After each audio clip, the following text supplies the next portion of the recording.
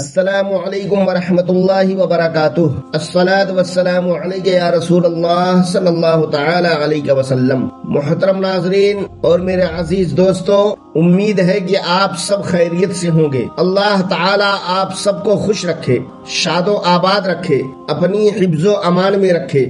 میرے عزیز دوستو، آج ہم اس ویڈیو میں بات کرنے والے ہیں کہ ہمارے ملک ہندوستان کے حالات بہت زیادہ خراب ہوتے جا رہے ہیں۔ ملک ہندوستان کیا بلکہ پوری دنیا میں بہت ساری جگہوں پر، بالخصوص فلسطین کے اندر کئی مہینوں سے لگاتار چھوٹے چھوٹے معصوم بچوں اور عورتوں کو بے دردی کے ساتھ شہید کیا جا رہا ہے۔ اب تک تقریباً 10,000 بچے شہید ہو چکے ہیں۔ ان پر ظلم و ستم کے پہاڑ توڑے جا رہے ہیں۔ ہندوستان کے اندر ہلدوانی میں دیکھ لیجئے، کسی سے چھپا نہیں ہے، سبھی جانتے ہیں کہ کس طریقے سے ہلدوانی میں ظلم و ستم کے پہاڑ توڑے گئے۔ کتنے بیچارے گھر چھوڑنے پر مجبور ہوئے، بچے یتیم ہو گئے، عورتیں بیوہ ہو گئیں، نہ جانے کتنی جانیں چلی گئیں۔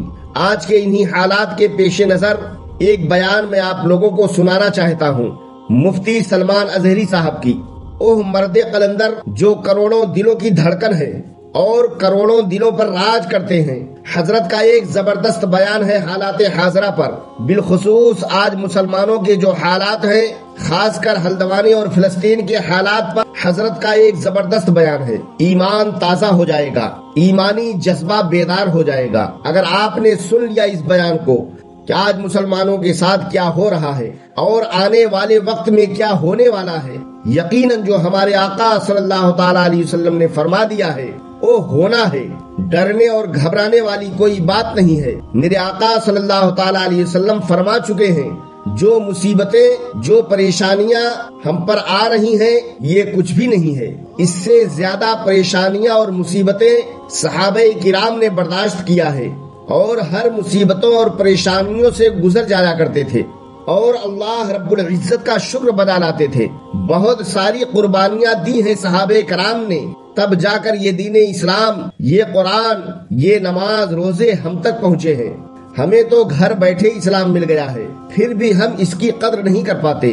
میرے عزیز دوستو، یہ سب کچھ جو ہو رہا ہے، یہ سب قیامت کی نشانیوں میں سے ہے۔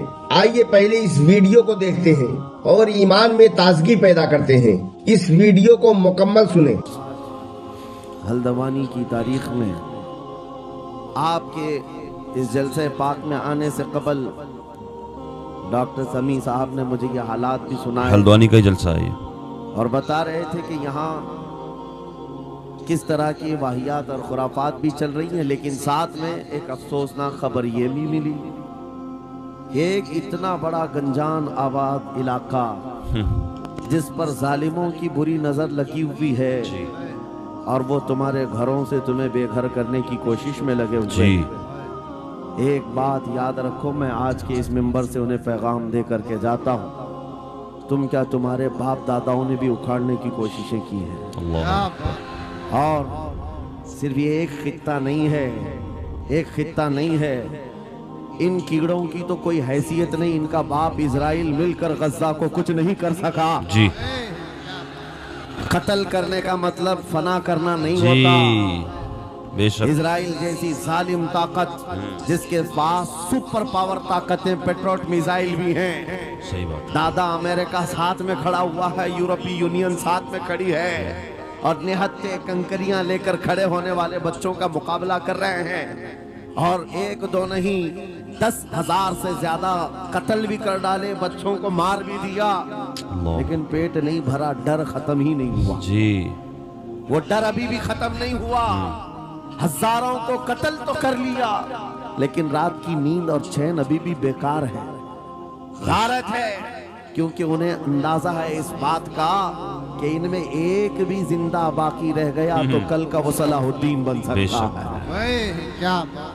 تاریخ دہرائی جا سکتی ہے۔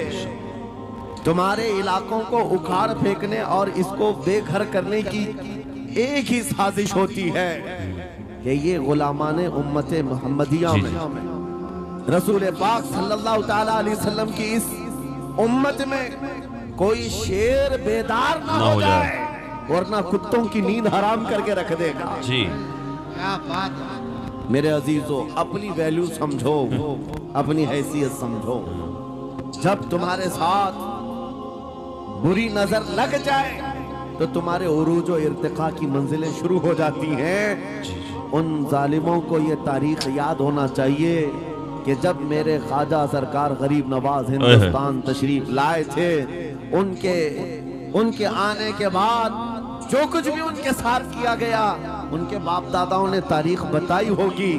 غریب نواز کو نکالنے کے لیے، ان کی جھوپڑی اجاڑنے کے لیے، ان کے خیمے کو توڑنے کے لیے، یہاں تک کہ سرکار غریب نواز جس درخت کے نیچے بیٹھے وہاں سے اٹھوا دیا، کیا کیا نہیں کیا. لیکن آج تاریخ 800 سال کے بعد بھی سناٹے دار تھپڑ مار کر کے بتا رہی ہے جس کو تم یہاں سے بے گھر کرنے کی کوشش کر رہے تھے، اللہ نے اسے ایسا بادشاہ بنایا.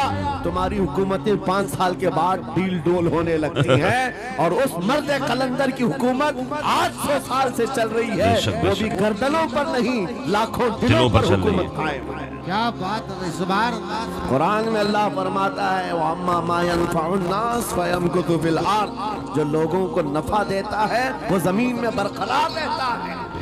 قرآن کی آیت پڑھ کر کے میں تمہیں حوصلہ دیتا ہوں، تمہیں یہ حوصلہ دیتا ہوں. اللہ نے قرآن میں فرمایا اِنَّ أَرْضِي وَاسِعَةٌ، میری زمین بہت کشادہ ہے، میری زمین بہت کشادہ ہے. رب تعالیٰ فرماتا ہے وَلَقَدْ كَتَبْنَا فِي الزَّبُورِ مِن بَعْدِ الذِّكْرِ أَنَّ الْأَرْضَ يَرِثُهَا عِبَادِيَ الصَّالِحُونَ. ہم نے زبور میں یہ لکھ دیا ہے کہ ہم اس زمین کا وارث نیک بندوں کو بنائیں گے. آپ اس بات کے خوف میں نہ رہے، اس بات کے خوف میں نہ رہے. صحیح بات. عزیزان گرامی وقار، جو کام تمہیں کرنے کے لیے کہا گیا ہے وہ کیا ہے؟ وہ ایک ایسا انقلاب اس زمین سے آنا چاہیے، ایک ایسا انقلاب. آپ کو میں ایک بات بتا دوں تاریخ میں جو تمہاری سچویشن اور تمہاری حالت کے مطابق ہو، میں وہ بات کرنے کی کوشش کرتا ہوں تاکہ تمہارے دل پر اثر ہو. آپ جس علاقے میں رہ رہے ہیں آپ یہاں کے حالات بہتر جانتے ہیں. وہ دن یاد کرو جب نبی پاک صلی اللہ تعالیٰ علیہ وسلم نے اعلان نبوت فرمایا مکہ میں، اور اس کے بعد کفار و مشرکین کا ظلم شروع ہو گیا. غریب صحابہ کو پکڑ کر مارتے تھے. حضرت بلال حبشی، حضرت خبیب ابن عدی، حضرت خباب ابن الارد، حضرت زید بن لسنا، عمار بن یاسر، حضرت عمار بن یاسر، یہ وہ صحابہ ہیں جن کو صرف مارا نہیں گیا ہے، آگ میں تپایا گیا ہے. اللہ اکبر. سب کر لیا. موب لنچنگ مکہ کے ظالم کرتے تھے جی بہت. اور ایک دن ایسا آیا، توجہ میں جو کہنے جا رہا ہوں، نبی پاک صلی اللہ تعالیٰ علیہ وسلم حرم پاک میں داخل ہوئے، مسجد حرم میں آئے. خانہ کعبہ کی چابی اس وقت عثمان بن شیبہ کے پاس ہوا کرتی تھی جو ایمان لائے ہوئے نہیں تھے. یہ حضرت عثمان غنی نہیں ہے، وہ دوسرے عثمان ہیں. عثمان بن شیبہ کے پاس کعبے کی چابی ہوتی تھی. حضور پاک صلی اللہ علیہ وسلم نے ان کے پاس آ کر کے کہا عثمان کعبے کی چابی دو، دروازہ کھول کے میں اندر جانا چاہتا ہوں. انہوں نے کہا نہیں، تم ہمارا دین چھوڑے ہوئے ہو، ہمارے دین سے تم برگشتہ ہو، میں تمہیں کعبے میں اندر آنے نہیں دوں گا. کس سے کہا؟ کائنات کے آقا و مولا رسول اللہ. حضور نے کچھ نہیں کہا. توجہ جی. میرے آقا نے فرمایا عثمان یاد رکھنا ایک دن یہ چابی میرے پاس ہوگی، اور یہ چابی میں جس کو چاہوں گا دوں گا، اور قیامت تک اس سے کوئی چابی چھین نہیں سکے. بے شک. سبحان اللہ. اتنی بڑی بات، جبکہ مکہ کے حالات بہت الگ تھے. جگہ جگہ صحابہ کو مارا جا رہا تھا اور چھپ چھپ کر کے اسلام کی تبلیغ کی جا رہی تھی. اس زمانے میں میرے آقا فرماتے ہیں عثمان یہ چابی ایک دن میرے ہاتھ میں ہوگی کعبے کی، میں جسے چاہوں گا عطا کروں گا، اور پھر قیامت تک اس سے کوئی چابی نہیں چھین سکے گا. یہ حدیث پاک میں موجود ہے. بے شک. عثمان بن شیبہ کہتے ہیں پہلے تو مجھے ہنسی آئی کیونکہ یہ خانہ کعبہ کی چابی کی ذمہ داری عام نہیں ہوتی، خاندانی ہے، برسوں سے چلی ہوئی وراثت کے ساتھ آتی ہے. اور یہ اس طرح سے مجھے کہہ رہے ہیں کہ چابی ان کے پاس چلی جائے گی. اور پھر عثمان بن شیبہ کہتے ہیں ان کے حالات دیکھ کر کے تو لگ نہیں رہا تھا کہ چابی جائے، لیکن جلال جس انداز میں گفتگو ہو رہی تھی یہ دیکھ کر ڈر بھی لگ رہا تھا کہ کہیں یہ سچ مچ چابی لے تو نہیں لیں گے۔ پھر عثمان بن شیبہ کہتے ہیں وہ حالات بھی آ گئے کہ جب رسول اللہ ہجرت کر کے چلے گئے مکہ سے، صحابہ بھی گھر بار چھوڑ کر چلے گئے، عثمان بن شیبہ کہتے ہیں اب تو دل میرا چوڑا ہو گیا، کہاں مجھ سے چابی لینے کی بات کر رہے تھے، کہاں ان کا گھر بھی نہیں بچا، گھر بھی چھوڑ کر جانا پڑا۔ اگر کل تمہارا گھر چھوڑ کر جانا پڑے تو میری یہ بات یاد رکھنا، اس حدیث کو یاد رکھنا۔ حضور پاک ہجرت کر کے چلے گئے، صحابہ بھی اپنے گھر بار سب چھوڑ کر مدینے چلے گئے۔ عثمان بن شیبہ کہتے ہیں اب تو میرا سینہ چوڑا تھا، کہاں یہ چابی کی بات کرتے تھے، کہاں اپنا گھر بھی نہیں رکھ سکے۔ سال گزر گیا، 2 سال گزر گئے، 3 سال گزر گئے، 4 سال گزر گئے، 5 سال گزر گئے، 6 سال گزر گئے۔ ہجرت کے بعد پھر وہ دن آ گیا جب نبی پاک صلی اللہ علیہ وسلم 10,000 صحابہ کے ساتھ 20 رمضان المبارکہ کو مکہ میں فاتح مکہ بن کر داخل ہو رہے ہیں۔ 6 سال کے بعد واپس ہی ہے جب حضور تشریف لائے، مکہ کی گلیوں میں اب مقابلہ کرنے کی کسی کی ہمت نہیں تھی، طاقت نہیں تھی۔ حضور پاک جیسی حرم مکہ میں داخل ہوتے ہیں، سارے ادھر ادھر چھپ کر کے بھاگ رہے تھے جنہوں نے ظلم کیا تھا اپنے دور میں، کوئی اس کے گھر بھاگ رہا ہے، کوئی اس کے گھر بھاگ رہا ہے۔ وہ دن آئے گا، یاد رکھو انشاءاللہ، وہ دن یاد رکھنا انشاءاللہ۔ کفار مکہ بھاگ رہے تھے، جان بچا رہے تھے، اور میرے آقا کعبے کے پاس کھڑے ہو کر کے اعلان کر رہے تھے آج تمہاری جان بخش دی گئی ہے، آج تمہارے لیے رحمت کا دن ہے، ہم آج کسی کے ساتھ مقابلہ نہیں کریں گے۔ حضور اپنی رحمت کے خیرات بانٹ رہے ہیں۔ پھر آپ سنو، 10,000 صحابہ کے ساتھ جب مکہ مکرمہ میں میرے آقا داخل ہوئے، اب خانہ کعبہ کھولنے کی بات تھی، چابی کس کے پاس ہے؟ عثمان بن شیبہ کے پاس۔ بلایا رسول اللہ نے، کہاں ہے عثمان بن شیبہ؟ آئے، سر جھکائے ہوئے آئے، ایمان لائے ہوئے نہیں تھے۔ کہا لاؤ چابی، چابی دے دیا حضور کے ہاتھ میں۔ کہا ہے عثمان کیا میں نے یہ بات نہیں کہی تھی ایک دن یہ چابی میرے ہاتھ میں آئے گی؟ وہ سر نہیں اٹھا سکے، سر جھکائے کھڑے رہے۔ میرے آقا نے اپنے ہاتھوں سے چابی کھولا، خانہ کعبہ کا دروازہ کھولا، اور وہاں سے سارے شرک و کفر کی آلائشوں کو پاک کیا۔ پھر اس کے بعد چابی بند کر کے اب سنو، میرے آقا باہر آئے اور فرمایا آج میں یہ چابی ایسے آدمی کے ہاتھ میں دوں گا جس سے قیامت تک کوئی چھین نہیں سکے۔ کتنا بڑا فرمان ہے میرے آقا کا۔ حضور نے جب یہ فرمایا تو جو بڑے بڑے صحابہ تھے ان کے دلوں میں خواہش تھی کاش چابی ہمیں مل جائے، ہمارے خاندان میں چلتی رہے۔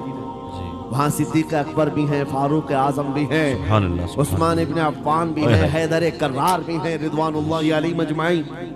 سب صحابہ کے دل میں خواہش تھی یہ چابی ہمیں مل جائے۔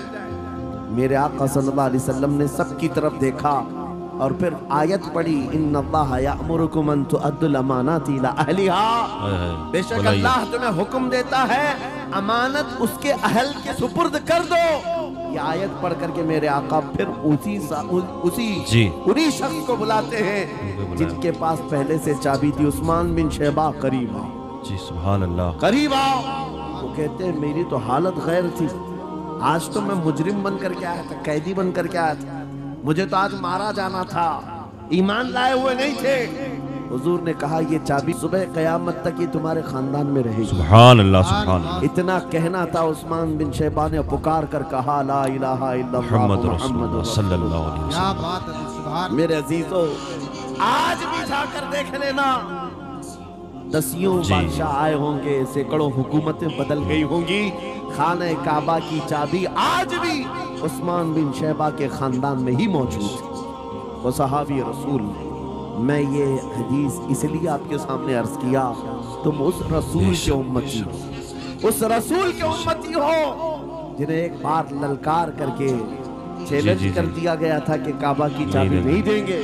میرے آقا صلی اللہ علیہ وسلم نے اپنے جلال و جمال کے سنگم کے ساتھ اعلان فرمایا تھا ये चाबी मेरे हाथ में होगी। आज उस हबीब कायनात रसूल कायनात सल्लल्लाहु अलैहि वसल्लम की उम्मत को मैं ये हदीस सुना करके अर्ज कर रहा हूँ, हालात अगर मक्का जैसे आ गए तो नर्वस मत हो जाना, हमारा घर लुट जाएगा, हमारी चाबियां चली जाएंगी, हमारे कुवाड़ दरवाजे बंद हो जाएंगे। उस नबी को याद करना, आका आपका उम्मती अगर बेघर किया जा रहा है, आपकी तरफ से मदद आ जाए और आएगी, मेरा यकीन है मदीने से आवाज आएगी। आज ये जालिम कुत्ते अगर तुम्हारा दरवाजा बंद करते हैं, इंतजार करो, इंतजार करो। माशाअल्लाह, सुभान अल्लाह, बहुत उम्दा बयान हजरत का रहा। अल्लाह रब्बुल इज्जत की बारगाह में दुआ है कि माह रमजान में ज्यादा से ज्यादा इबादतें, तिलावतें, जिक्र अज़कार और रोज़ों की तौफीक अता फरमाए। कमेंट बॉक्स में आमीन जरूर लिखें और सवाब की नीयत से इस वीडियो को ज्यादा से ज्यादा शेयर करें। और जो हजरात अभी हमारे रज़ा इस्लामिक चैनल 92 को सब्सक्राइब ना किए हों, उनसे अदबन गुजारिश है कि वो चैनल को सब्सक्राइब कर लें और बेल आइकन को जरूर दबा दें ताकि हमारी हर आने वाली वीडियो की नोटिफिकेशन आपको मिलती रहे। अस्सलामु अलैकुम।